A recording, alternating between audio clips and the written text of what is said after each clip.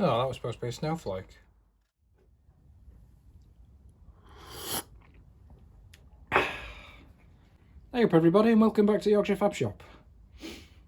Any new viewers with us? Welcome to the workshop. Any returning viewers, thank you for staying with us. So, I'm going to run a small series now. I'm going to start off nice and gentle.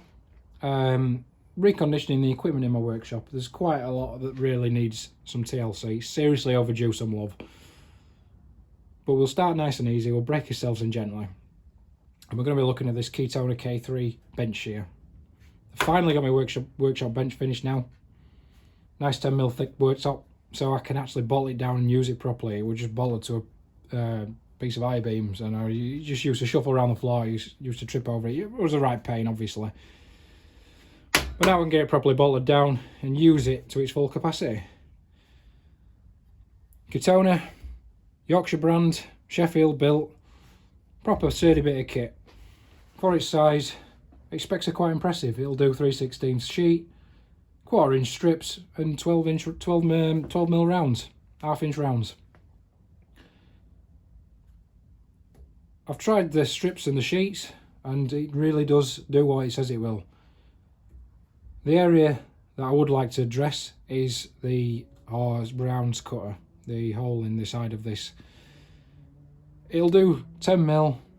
Relatively easy, but I've had some 12mm stud bar in, which is still below its specification, and it really does struggle.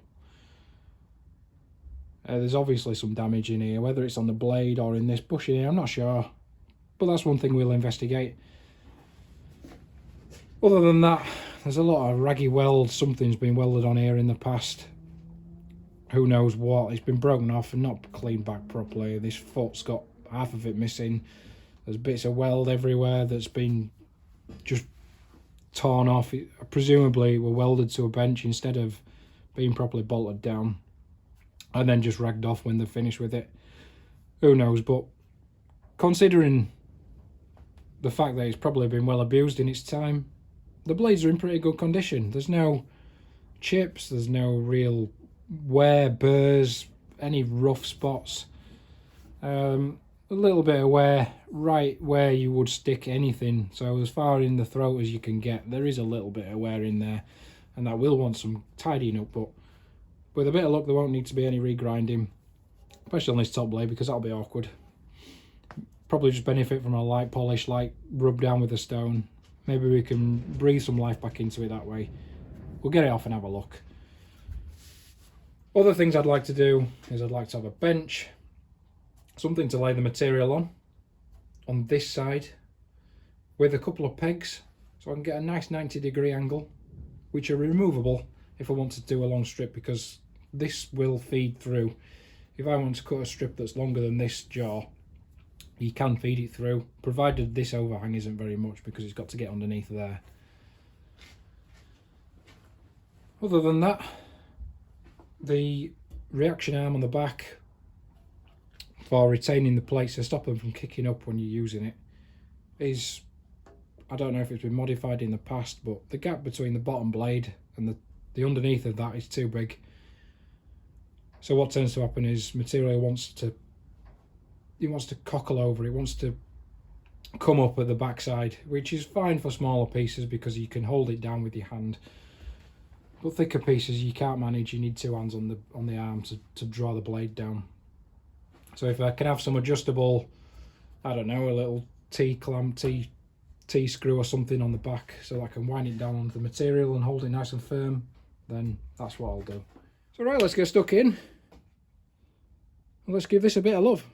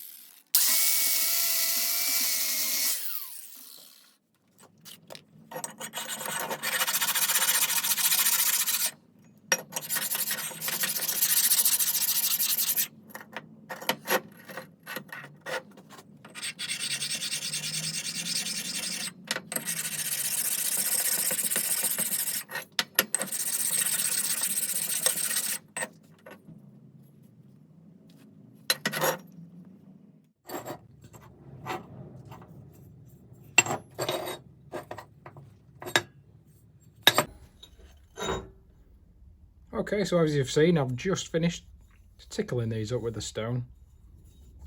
Generally speaking, not too bad really. This being the bottom blade, we can just see a little bit of wear right in the throat. This is where the material will always sit when you push it as far in as possible. A little bit of burr and bruising, nothing too bad. Generally speaking, this edge is pretty sharp still, which is good to see. Doesn't leave me with too much work to do. I'll give this another hand dress with a bit more aggressive stone. Take that bearing off, and then that'll probably be good to go again. Same, unfortunately, can't be said with the top jaw, the working jaw. Heavier wear, heavier bruising, heavier bearing in the same area where you would expect. We've lost some of the sharpness to this edge, unfortunately. Clearly it still cuts all right, but this has been worked quite hard. It's not chipped or anything, which is nice to see. It's also got this odd feature. I'm not sure what that's for. Somebody's clearly attacked it with a bench grinder in the past, made a mess of it. I don't know what their intentions were with this, because they don't, it's not even in the sweep of the blades. Maybe they were checking how hard it was, I'm not sure, but anyway, made a mess. Other than that, relatively okay condition. This is the rounds cut a hole. You can see it's slightly egg-shaped. Give us a bit of a clue as to how it will cut in the rounds. Not a very good cut really. This has clearly been worked quite hard. I'll dress this up with a round stone in a hand desuter, probably hand rotary grinder. I don't want to do too much to that. I don't want to make it any worse, but I should just be able to dress that, even if it's not round anymore. As long as we've got a nice sharp edge here, it should still cut quite well. The bush in the body's in relatively good condition, but overall, not too bad. I'll have to dress this back with a grinder. I am going to have to remove some material off here just to restore that functionality really. Like I say, it's quite a soft edge that now. It needs rejuvenating, shall we say.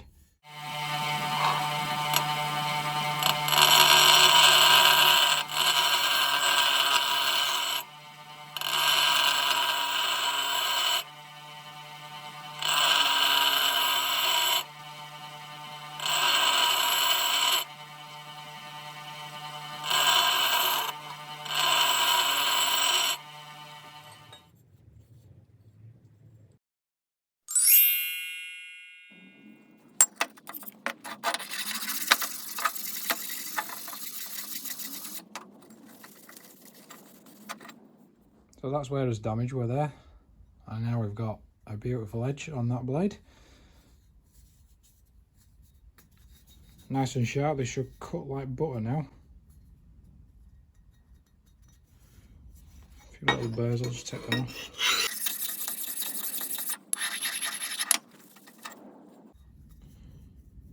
That's better.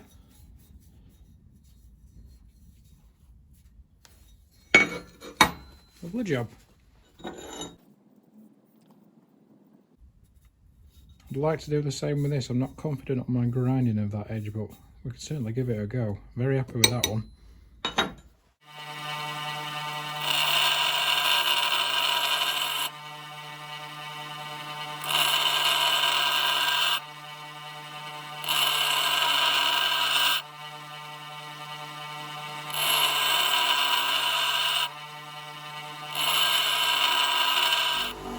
Still a little bit of damage. I don't want to go too mad on this because ideally it wants to be on the surface grinder, but I'm sure that's good enough for what we want. Okay, so curiosity got the better of me. I wanted to make sure that this blade was still cutting. I hadn't made a ash of it by trying to sharpen it. So we'll try some quite difficult materials to cut, if you like, for guillotines. We've got some paper.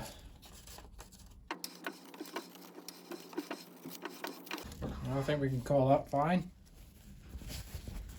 Bit of cloth.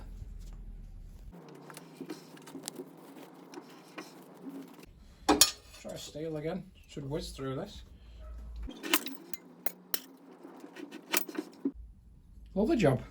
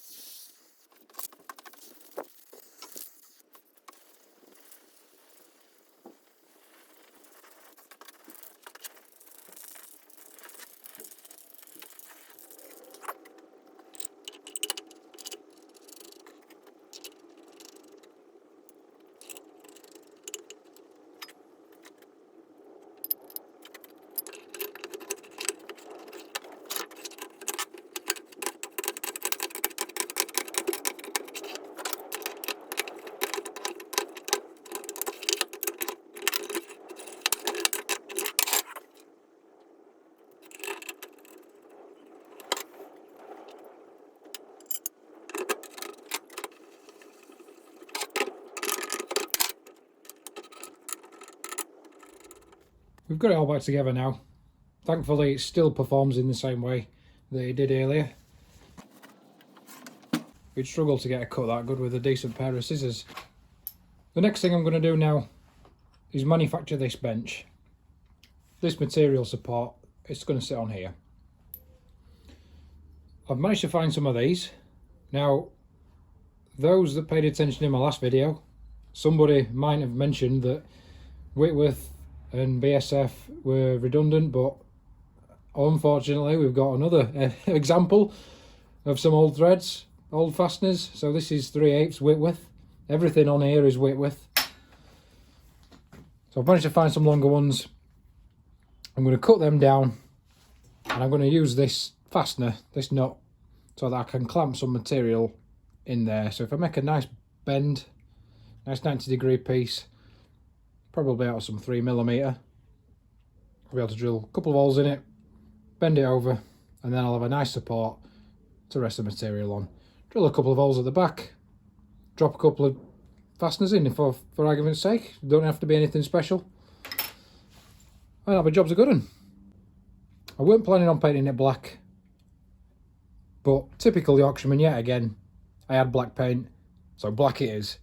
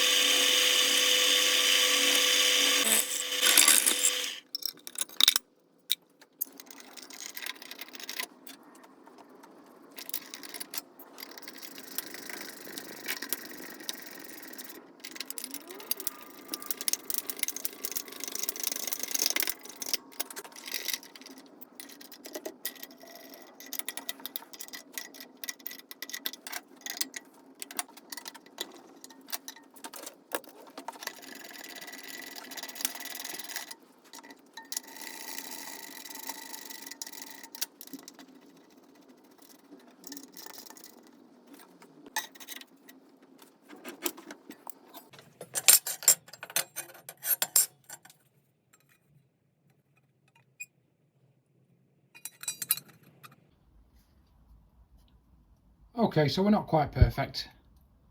I could always, I need to tweak it a little bit, but to be honest, that's a pretty good result, really. Okay, so conclusion. Couldn't be happier with this. It really has turned out better than I thought. I'm really surprised I've managed to breathe some life back into this blade. I was never concerned about its cutting capabilities, but I always found it really difficult. This is as good as an example as anything. Microfiber cloth, if you've ever tried cutting that, unless you've got a seriously sharp pair of scissors, you've got no chance. But this just breezes through it. Same for the thicker stuff. I mean, I'm really surprised about how it performs. I was going to put a T-clamp come screw on here, but I've changed my mind. I'm going for the simple answer. Now this blade's nice and sharp, the thinner stuff I can manage a lot easier than I thought I could. For the thicker stuff, like this 6.5mm, if I want to do any of that, I'm going to be lazy, and I'm going to get the G-clamp out. I can get it around the back, so it'll hold that nice and tight. Get two hands on this now.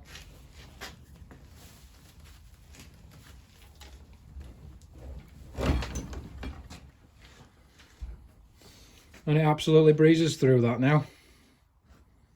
Another surprising thing about this is the general quality of the cut. This is some 3mm plate, and I would have been happy with just being able to cut the thickness, at least the thickness of the material, but as I've found out, this will literally cut the smallest slither off. I mean, if you look at the thickness of that, that's substantially less than the thickness of that material, and it sliced it off no problem. So yeah, really happy. I'm glad I've spent some time doing this, because I've turned this into a really good quality tool now, as it should have been, and as it will have been when it was brand new. If you've enjoyed this video, thank you very much for watching. And please stay tuned for more. I've got a couple more machines and tools in this workshop that I want to give some love. So stay tuned for another video, and from the Yorkshire Fab Shop, thanks for watching.